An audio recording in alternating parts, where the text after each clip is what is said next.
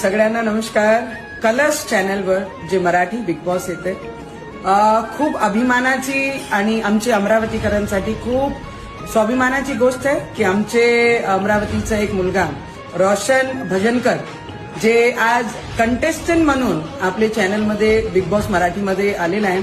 मी सगळे प्रेक्षकांना, सगळे लोकांना, जनताला अपील करन की एक छोट्या शहरामधून, एक छोटे कुटुंबातून आणि मजुरी करणारा आणि वजन घेऊन काम करणारा जो व्यक्ती आमचा रोशन, त्याला सगळ्यांनी सपोर्ट करा.